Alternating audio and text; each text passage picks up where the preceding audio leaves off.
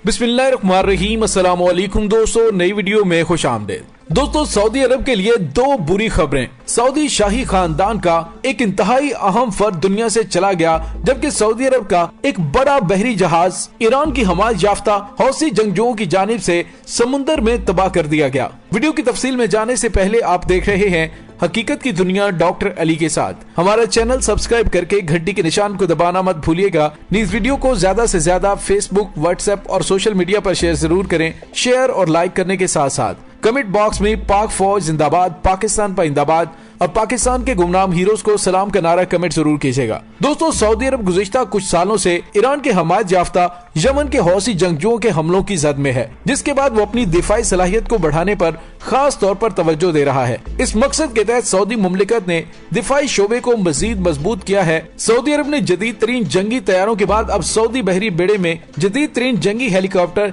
MH-60R भी शामिल कर लिए हैं। हेलीकॉप्टर छुपे हुए अहदाफ को ढूंढ कर निशाना बनाने की सलाहियत रखते हैं। दोस्तों, सऊदी अरब की जानिब से तेल के बदले हथियार लेने का सिलसिला अरसे दराज से जारी है, लेकिन सवाल ये पैदा होता है कि आखिर ये जदीद तरीन टेक्नोलॉजी हौसियों के हमलों को क्यों नहीं रोक पा रहे। दोस्तों, इसका सादा सा जवाब ये है कि तोप मैटर नहीं करती, तोप के पीछे बैठा हुआ तोपची मैटर करता है। और दोस्तों, सऊदी अरब ने 2015 से इस्लामी इत्तेहाद के अफवाज के साथ यमन में जुल्म और सितम के पहाड़ तोड़े हुए हैं और एक एक दिन में वहाँ पर 100 फिजाई हमले किए गए हैं। लेकिन दोस्तों, इसके बावजूद यमन के हौसियों की जानिब से सऊदी इत्तेहाद को मुंह तोड़ जवाब दिया जा रहा है और आज भी उसका एक मुजाहिरा देखने में आया है।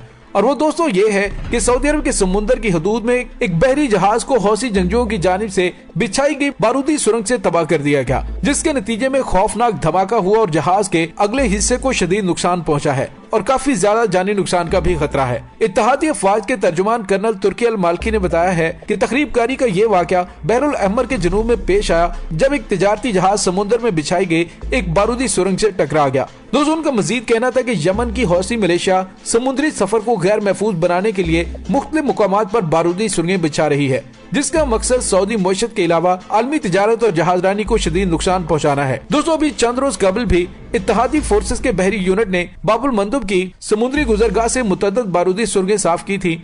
दोस्तों, वाज़ेह को चंद रोज कबल भी जद्दा की बंदरगाह के करीब मौजूद एक ऑयल टैंकर को तखरीबकारी का निशाना बनाने की कोशिश की गई, जिसके नतीजे में ऑयल टैंकर में आग भड़क उठी और बड़े पैमाने पर तिजारती सामान को नुकसान हुआ। दोस्तों, उस मुबैना हमले की जिम्मेदारी किसी ने कबूल नहीं की। ताहम सऊदी अरब में गुज़िश्ता कुछ अरसे से ऑयल तंसीबात पर होने वाले हमलों के पेश नजर हौसी मलेशिया की कार्रवाई करार दिया गया था। दोस्तों, वो ऑयल टैंकर सिंगापुर की शिपिंग कंपनी हफनिया की मलकियत था, जिसके मालिक का कहना था कि उसके ऑयल टैंकर को जद्दा के साहिल के किनारे हमले का निशाना बनाया गया। BW रायन नामी उस ऑयल टैंकर के मालिक का मजीद कहना था कि उसके ऑयल टैंकर पर बैरूनी तौर पर हमला हुआ, जिसके बाद ऑयल टैंकर में जोरदार धमाका हुआ और आग भड़क उठी। दोस्तों, ऑयल टैंकर पे 22 अफराद सवार थे जो उस हमले में महफूज रहे थे, क्योंकि साहिल समुद्र से फायर ब्रिगेड और टग बोट्स की जानिब से हंगामी तौर पर कार्रवाई करते हुए आग पर काबू पा लिया गया था।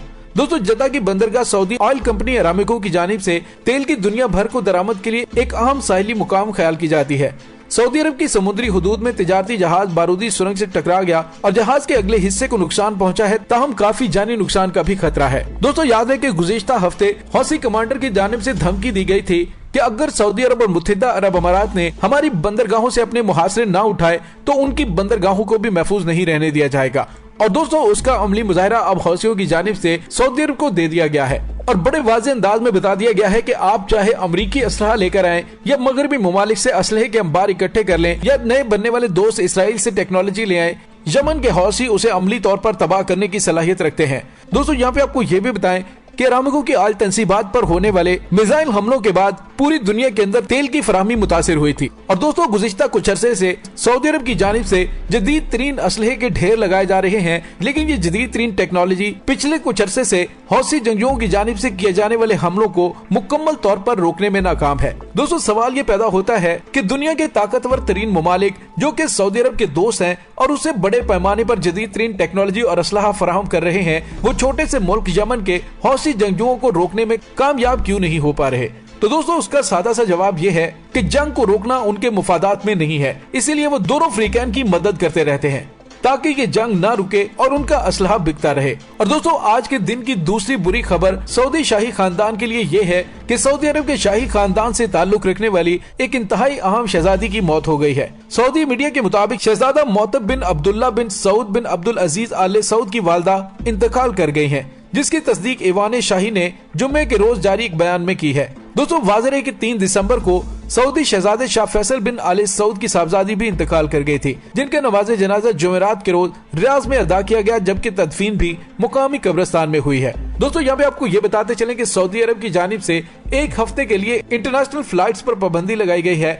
मैंने अपनी लास्ट वीडियो में आपको याद होगा जिक्र किया था, सऊदी अरब के अंदर चंद अहम शहजादे और शहजादियों को टारगेट किया जा सकता है। और दोस्तों बज़ाहिर यही नजर आ रहा है कि अपने रास्ते की रुकावट बनने वाले सऊदी शाही खानदान के तमाम अफराद को ठिकाने लगाने का आगाज हो गया है, क्योंकि सऊदी वलियत शहजादा मोहम्मद बिन सलमान अपने रास्ते की तमाम रुकावटों को रास्ते से हटाने के अज़्म का इजहार कर चुके हैं। और दोस्तों जब से न्यूम शहर में इस्राएली वज़ीर आज़म नेतन्याहू से सऊदी शहजादे मोहम्मद बिन सलमान की मुलाकात की खबरें सामने आई हैं, उसके बाद से लेकर यमन के हौसी जंगजुओं के हमलों में तेजी आई है। और दोस्तों यहाँ पे आपको ये भी बताते चले, ईरान की प्रॉक्सी कहलाने वाले हौसी जंगजू जिन्होंने मोहसिन फखरीजादा की शहादत पर बड़ा वाज़ेह तौर पर पैगाम दिया था कि मोहसिन फखरीजादा के कातिलों को चैन से नहीं बैठने दिया जाएगा। और दोस्तों आपको याद होगा कि शहजादा मोहम्मद बिन सलमान की नेतन्याहू से मुलाकात के बाद मोहसिन फखरीजादा को टारगेट करके शहीद किया गया। ईरान के supreme leader Ayatollah Syed Ali खामनाई ने भी वाज़ेह अंदाज में कहा था कि मोहसिन फखरीजादा और जनरल कासिम सलमानी की शहादत का बदला लिया जाना अभी बाकी है। दोस्तों जब वो हमला हुआ था तो मैंने अपनी वीडियो में वाज़ेह तौर पर बताया था कि ईरान 3 मुख्तलिफ तरीकों से बदला ले सकता है। एक तो ये कि ईरान की जानिब से अपनी प्रॉक्सीज के जरिए इस कत्ल में मुलविस ममालिक को मुख्तलिफ औकात में टारगेट किया जाएगा। दूसरी सूरत ये कि ईरान की जानिब से एटम बम का कामयाब तजर्बा करके अमेरिका और इसराइल को जवाब दिया जाएगा कि उन्होंने मोहसिन फखरीजादा के कत्ल का बदला ले लिया है। और तीसरी बात ये थी कि वो खामोश रहेगा। दोस्तों ईरान बज़ाहिर खामोश है और 20 जनवरी तक खामोश ही रहेगा, लेकिन अपनी प्रॉक्सीज को इस अंदाज में उन्होंने मुतहर्रिर कर दिया है, ना अमेरिका, ना इसराइल, ना अरब अमारात और ना सऊदी अरब को चैन से बैठने दे रहा है। दोस्तों आने वाले दिनों में इन प्रॉक्सीज की जानिब से मजीद हमले देखने में सामने आ सकते हैं। और दोस्तों अमेरिकी सदर डोनाल्ड ट्रंप की जानिब से भी वाज़ेह तौर पर कहा गया है कि अमेरिका पर होने वाले किसी भी हमले को ईरान की तरफ से हमला तस्वुर किया जाएगा और उसके बाद ईरान को तारीख सा सबक सिखाया जाएगा। यानी अमेरिका इस वक्त जवाब ढूंढ रहा है कि किसी तरीके से वो जवाब घड़ के ईरान की जौहरी तंसीबात को निशाना बनाए। लेकिन दोस्तों ईरान की जानिब से भी तैयारियां पक्की कर ली गई हैं। खित्ते के अंदर जंग के बादल मंडला रहे हैं। अब देखना ये बाकी है कि 20 जनवरी तक हालात कैसे रहते हैं। इसके साथ ही डॉक्टर अली को इजाजत दीजिए। इंशाल्लाह बहुत जल्द मिलते हैं एक नई वीडियो में। तब तक के लिए अपना बहुत सारा ख्याल रखिएगा। पाक फौज जिंदाबाद, पाकिस्तान पाइंदाबाद, पाकिस्तान के गुमनाम हीरोज को सलाम। अल्लाह वारिस।